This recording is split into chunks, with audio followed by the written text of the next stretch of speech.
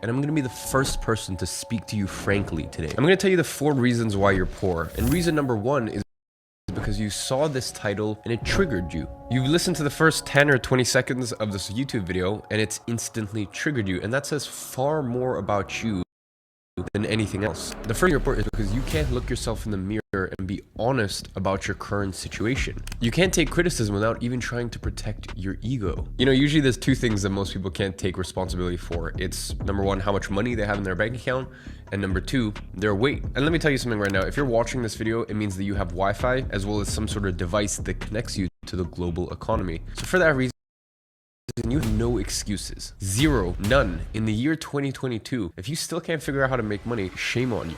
Now, let me make a very, very important caveat, because there's a lot of people I know who don't make much money and they're genuinely happy. They love their situation, they love their life, and I can see it in their eyes. You know, you can tell a lot when you actually look someone in the eyes. The eyes, Chico.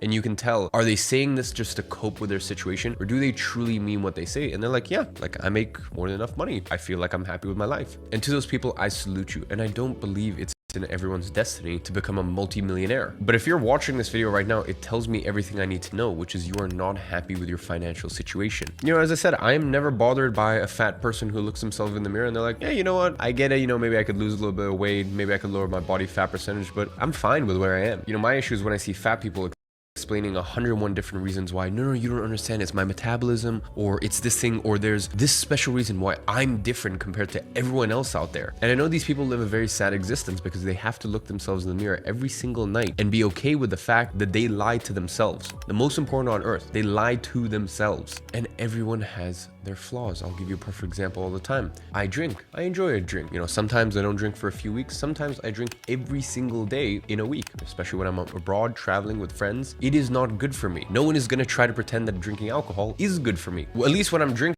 I'm not there making 101 excuses why I can't stop, or why actually, you know what, maybe drinking is actually kind of good for you. Like, no, I just say, hey, I'm drinking. I know it's bad for me. I accept that it's bad for me. And in this situation, I have decided that the pros outweigh the cons, but I've made this decision to drink on this particular day, and I'm okay with that. That is me being able to unemotionally assess my situation. I've had many friends go, hey, I think you shouldn't smoke cigars, they're not good for you. And I'm like, I understand there's health implications, but it's one of those things that I'm gonna keep doing. But the point is, when someone gives me that sort of criticism or constructive criticism, I can look at things objectively and I can assess the situation without getting triggered, without feeling a person's attacking me, without feeling that I'm fundamentally a bad person or I'm flawed. Just look at things critically. So the first reason you're poor is because you cannot look at your life critically without your little ego getting shattered and without feeling like you have to make 101 different excuses for the reason you're in the situation you're in right now. Now, speaking of identity is kind of a funny thing in 2022 because I feel as though in the world right now, everyone kind of accepts you can change your identity and you can shift your identity. You know, you could be a fan of one sport and the next year, you know, start getting a keen interest in another sport, and then now you identify as a fan of that sport. You could be very into street style and identify as someone who dresses a little edgier, and then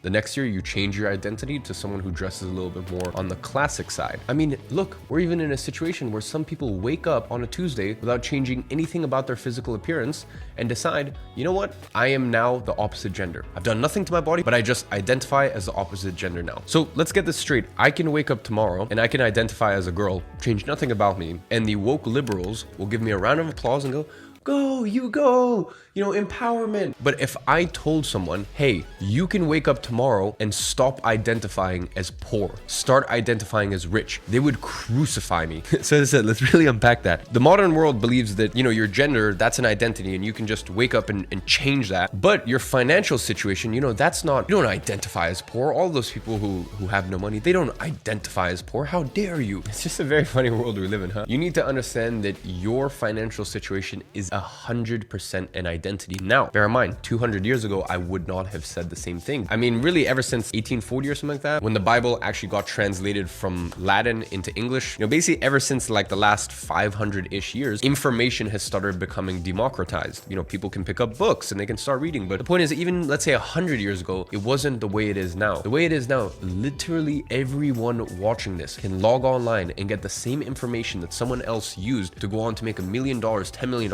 $100 million, they have access to that exact same information, yet they're stuck in the same place. So you must ask yourself why. And that is because you 100% identify as someone who is poor. It is lodged very, very, very deep in your subconscious mind. And by the way, I know what that's like. My first ever tattoo right here that I got at the age of 16. It says my cup runneth over, which means I have more than I need. The reason I got that was because my mom, growing up, she also used to tell me, take as much as you can because you never know when you're gonna get any more. That is the programming of someone who is poor. And I love my mother to bits. She's the reason I started my business. She's the only reason I worked as hard as I did to get us out of our financial situation. But until I got this tattoo on me, until I got a reminder that I have more than I need, I am abundant. You know, it's funny, I got this tattoo literally maybe 2 months before my agency really started to take off, and I was basically able to drop out of school, support me and my mom. So you need to understand that a lot of these things that are in your subconscious mind can be programming from your parents. You know, you could have been grown up being taught that money is the root of all evil. People who cheat and lie are the ones who get money. Whatever it is, and by the way, whoever taught you that stuff, a lot of times it can be a defense mechanism for them. My mother was the youngest of 7 children in the Soviet Union. So when she said, take as much as you can because you never know when you're gonna get any more, you need to understand, growing up in the 80s and early 90s in the Soviet Union era, that is a true statement. So you learn and you get programmed with these things from a young age, and then unfortunately it becomes this cancerous thought for the rest of your life. So just like the first point, you should be able to look at your situation and unemotionally evaluate that you are not where you want to be financially, yet you should still be able to wake up the next morning and instantly identify as rich, instantly identify and embody the characters and the mindset and the trait of the version of you that is financially abundant. When you change your identity, you change your life. One of the big issues why people do not change their identity or their money beliefs is because they believe that money is scarce, when quite frankly, it's not. When you believe money is scarce, you try to hoard it, and the issue is when you try to pull something in by force, it just pushes it away. Instead of trying to pull in money by force, instead you must attract it.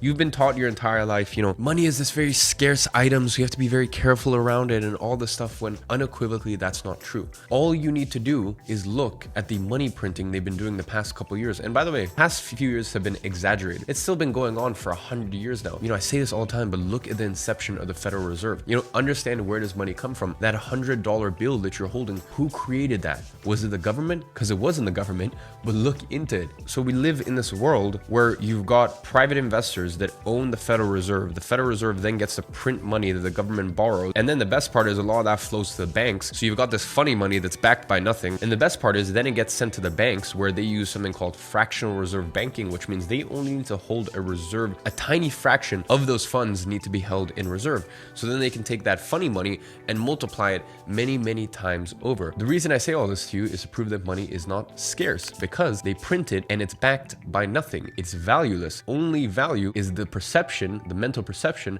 that you've put around it. So when you start to realize the world's monetary system as we know it, then it becomes very easy to understand that money is not scarce. Money is abundant, and they have proven that it's infinite. So what you need to do is hate the game or play the game. Make a bunch of this money, this fake fiat currency, and then go put it into tangible, real assets. You know, if you look at it, quite frankly, the world's monetary system is kind of like, imagine a parallel universe, and all of the elites and leaders in the parallel universe collected all the sand in the world. And the sand is backed by nothing. You can't really do anything with the sand. The sand doesn't have too much use, but they convinced all of the little peasants that one little grain of sand is worth a lot. And the entire economy ran on these little grains of sand. Even though they're kind of useless, you can't really do much with them. All it is just the belief that that little grain of sand is worth something or can buy you something. But what happens when the curtain falls, the show is over, and people realize the sand is worthless? They've been lied to this entire time. Well, ladies and gentlemen, welcome to the world's financial system in the next 5, 10, 15 years. Which is why, if you know how to do things right,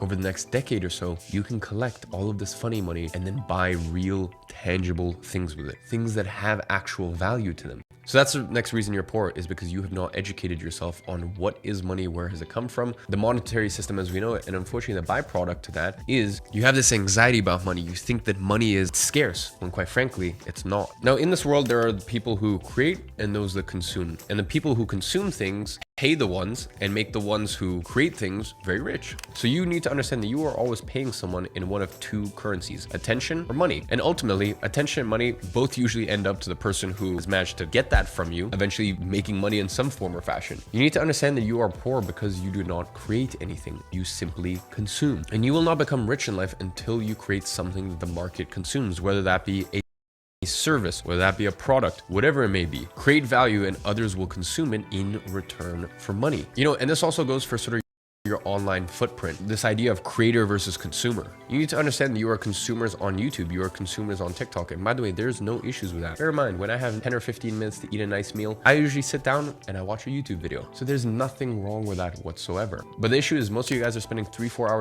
a day on TikTok over consuming. So if it is applicable to your goals, you know, for some of you watching this, you may not actually want to be entrepreneurs. I know some of you watching this, you know, you work in great jobs, and, you know, having a social media presence and creating online doesn't really, you know, contribute to you working up through the company and eventually becoming, let's say, the COO or the CMO at your company. So if that's the case, delete all of these stupid apps off your phone. Delete Instagram, delete TikTok. They have zero use to you. But if it's applicable to what you want to do in life, then start creating alongside consuming. So just remember, the last reason that you are poor is because you are way too far into the consumer field rather than being a creator, either digitally or in terms of what you're actually creating with products or services. Ladies and gentlemen, I want to end off this video by saying that I love you guys. And, you know, I will be intense with you sometimes because I have noticed, like on YouTube, sometimes it just does feel like a little too airy-fairy. Like a lot of these podcasts and all these like YouTube channels, they just want to make you feel better. I just want to talk to you guys frankly